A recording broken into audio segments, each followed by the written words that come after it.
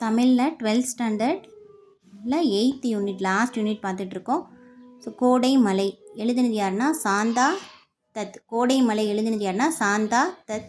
இவங்க காஞ்சிபுரத்தை சேர்ந்தவங்க, ஒரு பெண் படைப்பாளர்.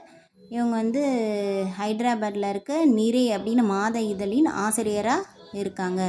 கோடைமலை சாந்தா. கோடையில் மலை வந்தால் ஒரு சாந்தம் நமக்குள்ளேயே வந்துடும். சாந்தா தத் காஞ்சிபுரத்தில் பெண் படைப்பாளர், ஹைதராபாத்தில் நிறை மாத இதழின் ஆசிரியர். சரியா? பெற்றோர்னா பேர் பெற்றோர் அப்படின்னு சொல்கிறாங்க. கோடைமலை அமுதசுரபியிலேருந்து இருக்க ஒரு டாபிக். ஸோ இவங்க வந்து இலக்கிய சிந்தனை அமைப்பின் சிறந்த சிறுகதைக்கான விருதுலாம் இதுக்கு வந்து கிடச்சிருக்கு. கோடைமலைக்கு இலக்கிய சிந்தனை மற்றும் அமைப்பின் சிறந்த சிறுகதைக்கான விருது வந்து சாந்தாதத்துக்கு இதுக்காக கிடச்சிருக்கு. திசை எட்டும் அப்படின்ற மொழிபெயர்ப்பு இதழின் ஆசிரியர் குழுவில் வந்து இருந்திருக்காரு.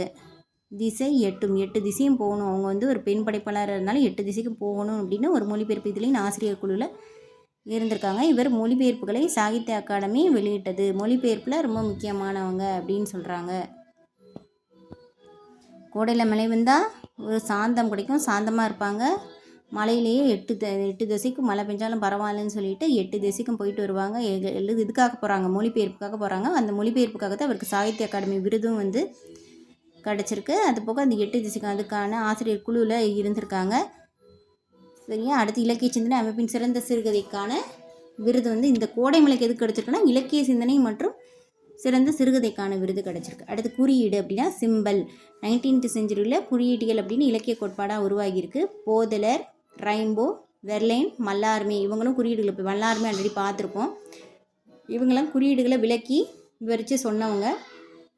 நம்ம சைடு பார்த்திங்கன்னா தொல்காப்பியம் சொல்லியிருக்கு. சங்க இலக்கியத்தில் உள்ளுரை உவமம் அப்படின்னு அதை வந்து நம்ம சொல்லுவோம். தமிழில் இருந்து தான் வடமொழிக்கு இந்த குறிப்பு பொருள் போயிருக்கோம் அப்படின்னு சொன்னது யாருன்னா ஹார்ட். அடுத்து உவமேயம் அப்படின்றது ஒரு கெஸ்ட்டில் தான் வந்து நம்மளாக உருவாக்கணும். உவமையை மட்டும்தான் கூறும். அதுக்கு பேர் தான் உள்ளுரை உவமம், குறியீட்டின் அடிப்படை அப்படின்னு சொல்கிறோம். ஒரு புலி ஒரு ஏப்பம் பூத்த வேங்கையை குத்திய மத யானை. சரியா? புளியவே இந்த யானை குத்திருச்சான். சொன்னது யார்? கபிலர். களித்தொகை. இந்த யானைக்கு நிறைய களி கொடுத்து வளர்த்ததுனால அவ்வளோ ஹெல்த்தியாக இருந்து என்னாச்சு, புளியவே கொன்றுச்சு அப்படின்னு ஞாபகம் வச்சுக்கோங்க. ஸோ களித்தொகை, அதை மறந்துடக்கூடாது. களித்தொகை கபிலர். கொடுத்தது யார்? கபிலர். ஸோ வேங்கை மரம், இங்கே வந்து வேங்கை மரம் கம்பேரிசன் புலிக்கு. யானை வெர்சஸ் தலைவன் அப்படின்னு கம்பேர் பண்ணியிருக்காங்க. இது எப்படின்னா கோலிலை வாழை கோல்முதிர் பெருங்குலை. வாழையில் குலை இருக்கும். தீங்கனி உடை தடுத்த பலவி பலாவில் சுலை. ஸோ அந்த மாதிரி கம்பேர் பண்ணி சொன்னதெல்லாம் வந்து கபிலர். இது வந்து அகநானூறு. சரியா? எல்லாமே உள்ளே வச்சு தான் கொண்டு போய் சாப்பிடுவோம். ஸோ அகநானூறுன்னு ஞாபகம் வச்சுக்கணும். வாழை குலை பலா சுலை அப்படின்னு வந்தால் அகநானூறு கபிலர். சரியா? இது வந்து என்ன அர்த்தம்னா கடுவன்ற ஆண்குரங்கோட அறியாமை வெர்சஸ் தலைவனோட செயலை வந்து கல்யாணத்துக்கு டிலே பண்ணுறாரு அப்படின்ட்டு ரெண்டையும் கம்பேர் பண்ணி இதில் சொல்லியிருக்காங்க. அடுத்து வியர்வை. இந்த ஆதிரை படுக்கைகள் வீழ்ந்தது பூமி பாத்திரம் அமுதசுரப்பி. எழுதினது வந்து பால் வீதியில் அப்துல் ரஹ்மான். வியர்வை ஆதிரை படுக்கைன்னு செழிப்பு வந்து அமுதசுரபி. வரங்கள் சாபங்கள் ஆகும் என்றால் இங்கே தவங்கள் எதற்காக? இதுவும் அப்துல் ரஹ்மான் தான். அடுத்து வந்து குறியீடு வந்து அகம் புறம் ரெண்டுக்குமே வரும். பெண்ணுனா விளக்குன்றாங்க, புறானா அமைதிக்காக சொல்கிறாங்க, தராசுனா நீதிக்காக சொல்கிறாங்க, சிங்கம்னா வீரத்துக்கு வந்து சொல்கிறாங்க. அடுத்து சங்க இலக்கியத்தில் உள்ளத்து உணர்வு தான் உள்ளுரை ஓமம் அப்படின்னு சொல்கிறாங்க. வரங்கள் சாபங்கள் ஆகும் என்றால் தவங்கள் எதற்காக அப்படின்னு குறியீடு வந்து, அதாவது இது எதுக்குன்னா பயனற்ற விளைவை வந்து இங்கே குறிக்கிறாங்க. மறைத்து சொல்ல, மிகுத்து சொல்ல, அழுத்தி சொல்ல, இது எல்லாத்துக்கும் குறியீடு பயன்படுது. சிறுபான்மையற்றப்படை பாட்டுடை தலைவன் வந்து யார்? நல்லிய கோடான். அவரோட நிலப்பகுதி வந்து நல்லிய சாப்பிட்டுட்டு திண்டிவனம். சரியா? அடுத்து தனித்தமிழின் தந்தை யார்? மலைமலை அடிகளார். இதெல்லாம் புக் பேக்கில் இருக்குது. வரதராசனா காலமேக புலவர், கவி காலமேகம். அடுத்து ஆராய்ச்சி பேரறிஞர்னா நம்ம மயிலை சீனி. தமிழ் தென்றல்னா திருப்பி கல்யாண சுந்தரனா. மொழிஞாயிறுனா தேவனைய பாவாணர். சரியா? இதில் வந்து சிறுபாணனோட பயணம் வந்து எங்கேருந்து ஸ்டார்ட் ஆகி எங்கே முடியுது அப்படின்னு கேட்பாங்க. சிறுபாணனோட பயணம் எங்கே ஸ்டார்ட் ஆகுது அப்படின்னா நல்லூர், நல்ல ஒரு ஊரில் ஸ்டார்ட் ஆகுது. நல்லூர் சிறுபாணன் பயணம். ஃபஸ்ட்டு 8 கல் போகிறாரு, எய்ம் பண்ணுறாரு. எயிர்பட்டினம், மரக்காணம். எய்ம் பண்ணுறாங்க, மரத்துக்கு எய்ம் பண்ணுறாரு. இப்படி எய்ம் பண்ணிகிட்டு இருக்கிறத பார்த்தா என்ன பண்ணுவாங்க? ஜெயிலில் போட்டுருவாங்க. ஸோ வேலூரில் ஜெயிலில் வச்சுருக்காங்க. உப்புங்களி தான் கொடுக்குறாங்க. உப்பு வேலூர். ஃபஸ்ட்டு 8 12 கூடி இருக்குது. ஜெயிலுக்கு போயிட்டு வந்தோடனே பேட்ரி இறங்கிடும். ஸோ 11 அங்கே வந்து ஜெயிலுக்கு போயிட்டு வந்தோடனே பசிக்குள்ளே ஆம்பூர் பிரியாணி நல்லா இருக்குது அப்படின்னு சாப்பிட்றாரு. அதுக்கப்புறம் திரும்ப ஆறுக்கல் இருக்கிறதுலே கம்மி 6 கல் நடந்து போனால் கிடங்குல போட்டுடுறாங்க, அங்கே உட்காந்து சாப்பிடு அப்படின்னு சொல்லிட்டு அங்கே திண்டிவனத்தில் சாப்பிட்றாரு. அங்கே பயணத்தையும் முடிச்சுக்கிறாரு. பிரியாணி வாங்குறாரு, அடுத்து போய் சாப்பிட்றாரு கிடங்குல, பயணத்தை முடிச்சுக்கிறாரு. 8 கல் 8 12 குறைஞ்சிருச்சு, ஜெயிலுக்கு போனோடனே 11, அடுத்து குறைஞ்சிக்கிட்டே தான் இருக்குது 6. அடுத்து முகம் தேடி தமது அடையாளங்களை வந்து தேடிட்டுறது யாருங்க? சுகந்தி. அவங்க வந்து கோயம்புத்தூர், அதெல்லாம் நம்ம பார்த்தோம்.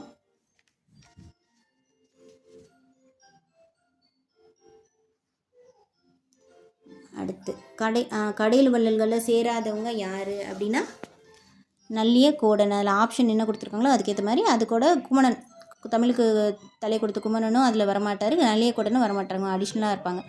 வாசுப்பா மாணிக்கம் பற்றி அடுத்து ஃபுல்லாக வாசுப்பா மாணிக்கம்னாலே உண்மை மட்டும்தான், சரியா? அவர் ஒரு தமிழ் இமயம் அப்படின்றாங்க. மாணிக்கம் அப்படின்னா நீங்கள் மாணிக் பாட்ஷா ஞாபகம் வச்சுக்கணும், ஓகேவா? அவர் ஒரு தமிழ் இமயமலை மாதிரி அவர் புகழ் பெருகி இருக்கும். தமிழ் வழி கல்வி, தமிழ் சுற்றுலா, அவங்க ஃபேமிலியாக சுற்றுலா போகலாம் அப்படின்லாம் நினச்சிருப்பாங்க அந்த படத்தில். அடுத்து அழகப்பா யூனிவர்சிட்டி, அதில் ஒரு பாட்டு கூட வரும், அழகு அப்படின்னு சொல்லிட்டு. ஸோ இந்த மாதிரி அழகப்பா யூனிவர்சிட்டியில் தமிழ் பேராசிரியர், முதல்வர். அடுத்து அண்ணாமலை யூனிவர்சிட்டியில் தமிழ் அண்ணாமலையும் அவர் நடித்த படம் தான். ஸோ தமிழ் துறை தலைவராக இருந்திருக்காரு.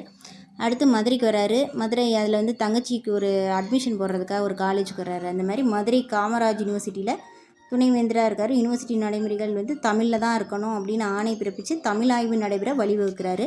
அடுத்து திருவனந்தபுரத்தில் திராவிட மொழிக்கழக முது பேராய்வாளராக தமிழ் ஆப்பில் வரலாற்று வளர்ச்சி தலைப்பில் ஆங்கில ஆய்வு, சரியா?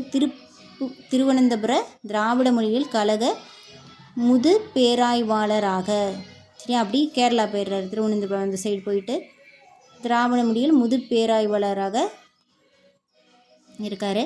அடுத்து தமிழ் காதல், வள்ளுவர் கம்பர், சங்க நெறி போன்ற நூல்கள்லாம் இவர் எழுதுகிறாரு. தமிழ் காதல் அந்த படத்துலேயே ஒரு இது சீன்லாம் வரும். அடுத்து வள்ளுவர் கம்பர், அந்த பாட்டிலே நிறைய வள்ளுவர் மாதிரி வேஷம் போடுவார், கம்பர் மாதிரி வேஷம் போடுவார். வில்லங்க வந்து சங்க நெறிச்சு கொல்லை பண்ண பார்ப்பாங்க, அதெல்லாம் நடக்கும். அடுத்து தமிழ்நாடு அரசு வந்து திருவள்ளுவர் மேக்கப் போடுறாரு இல்லையா, ஸோ வந்து திருவள்ளுவர் விருது வந்து அவர் கொடுக்குறாங்க அவங்க இறந்ததுக்கப்புறம். 2006 அவர் நூல்கள்லாம் வந்து நாட்டுடைமை ஆக்கியிருக்காங்க. மாவையே அப்படி மாவை திருப்பி போட்டால் 6 மாதிரி தான் இருக்கும். ஸோ நாட்டுடைமை ஆக்கப்பட்டது 2006.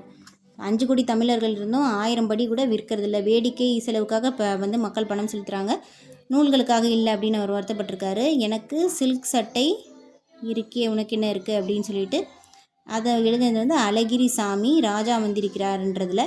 அடுத்து வானரம்னு ஆரம்பிச்சாலே திரிகுட ராசப்ப கவிராயர் தான். இது வந்து என்னென்னா உயர்வு நிகழ்ச்சி அணியில் வந்திருக்கும். வானரங்கள் கனி கொடுத்து கொஞ்சின அப்படின்னு சொல்லிட்டு உயர்வு நிகழ்ச்சி அணியில் வந்திருக்கும். அடுத்து மயிலையோட ஒரு கட்டுரை வந்து குடியரசு இதழில் வந்து வந்திருக்கும். மயிலையோட ஒரு கட்டுரை வந்து குடியரசு இதழில் வந்திருக்கும். குடியரசில் ஒரு கொடி ஏற்றுவாங்க, ஸோ ஒரு கொடி மட்டும், ஒரு கட்டுரை மட்டும்தான் வந்திருக்கு. அடுத்து தகடூர்னா அதிகமான், அது நமக்கு தெரியும். ஓய்மானா ஒயவே மாட்டான் நல்லிமான், அந்த மாதிரி. அடுத்து பொதினின்னா மலைநாடு, வடமலை நாடு. அடுத்து சாந்தாத்தத்னா கோடைமலை, காரினா மலாடு, சரியா? திருமுடி எடுத்துட்டு மலைக்கு குதிரையில். அடுத்து போந்திய பிலாந்து பதவி வந்து ஆளுநர், நம்ம அதில் பார்த்தோம் இல்லையா, அவர் தான் வந்து அவ்வளோ கொடுமைப்படுத்த ஆணையிட்டார். அடுத்து நல்லி நாடு, இப்போ தான் வந்து ஊட்டின்னு பேர் மாதிரி இருக்குது. மயிலை சீனி பல்லவன்னா 3ஆம் நந்திவர்மனர் பற்றின ஃபஸ்ட்டு தமிழ் நூல் இவர் எழுதினது தான். முகம்னா சுகந்தி, அவரோட ஊர் வந்து ஆலந்தூர், கோயம்புத்தூரில் இருக்க ஆலந்தூர். அடுத்து உலகம்னா ஞாலம் உலகம். ஸ்டாம்ப் பேட்னா மை பொதி. ஸ்டாப்லர்னா கம்பி தைப்பு கருவி. ஃபோல்டர்னா மடிப்புத்தாள். ஃபைல்னா கோப்பு. ரப்பர் ஸ்டாம்ப்னா இழுவை முத்திரை. ஃபோல்டர்னா மடிப்புத்தாள், ஃபைல்னா கோப்பு, ஃபோல்டர்னா மடிப்புத்தாள். அடுத்து எரேசர்னா அழிப்பான். தமிழர் வளர்த்த அழகு கலையினாலே கலை அப்படின்னு வந்தாலும் மயிலை சீனி தான். மாறுபட்டு சிந்திக்கலாமா, மாறுபட்டு சிந்திக்கிற இந்த சாலமன் பாப்பை அந்த நடத்துவார் இல்லையா, அதில் வந்து சொல்லுவார், பட்டிமன்றம் நடத்துவார்ல, அதில் சொல்லுவார், நம்ம மாறுபட்டு சிந்திக்கலாமா அப்படின்னு சொல்லுவார். ஸோ அது வந்து மாறுபட்டு சிந்திக்கலாமா அப்படின்னாலே சாலமன் ஞாபகம் வந்துடும். 7 பேர் வள்ளல்கள். அந்த கடையேழு வள்ளல்கள்லாம் ஜெகந்நாதன் இந்த ஜெகத்தையே ஆண்ட இந்த வள்ளல்கள் அப்படின்றது தான் 7 பேர் வள்ளல்கள் அப்படின்னு சொல்கிறாங்க. ஞாபகம் வச்சுக்கோங்க. ரச்சனை யாத்திரிகம்னா ரச்சனை யாத்திரிகம் வந்து இந்த கிருட்டிணனார் தான். பட் அதை பற்றின இன்னொரு கதை எழுதினது யாருன்னா சுந்தர ராசன். சரியா? சுந்தர ராசன் ஒரு ராசா அப்படின்றனால கிருஷ்ணகிட்டையே வாங்கி நான் கொஞ்சம் எழுதி தரேன், சுந்தரம் நல்லபடியாக எழுதுவேன்ட்டு ராசா வாங்கி எழுதுகிறாரு. அடுத்து இயேசு காவியம்னா கண்ணதாசன். வீரபாண்டிய கட்டபொம்மன் வந்து ராமநாதன். வீரபாண்டிய கட்டபொம்மன் ஒரு அரசன், ராமர் ஒரு அரசனாக இருந்தவர். ஸோ ராமர் வீரபாண்டிய கட்டபொம்மன் வெர்சஸ் ராமநாதன் எழுதியிருக்காரு. திரும்ப பார்த்துக்கலாம். இது மட்டும் தான் கொஞ்சம் குழப்பம். ஃபோல்டர் அப்படின்னா மடிப்பு தாள், ஃபைல்னா கோப்பு. ஃபோல்டர்னால் வந்து ஒரு ஃபோல்டர் தான். ஸோ தாள்னு சிங்கிளாக சொல்லிடலாம். பட் ஃபைல் அப்படி கிடையாது. கோப்பு. சரியா? அடுத்து வந்து தமிழர் வளர்த்த கலை எப்படி வந்துட்டாலே மயிலை சீனி. மாறுபடி சிந்திக்கலாமானாலே பட்டிமன்றம் சாலமன். 7 பேர் வள்ளல்கள்னாலே ஜெகத்தை ஆண்டது.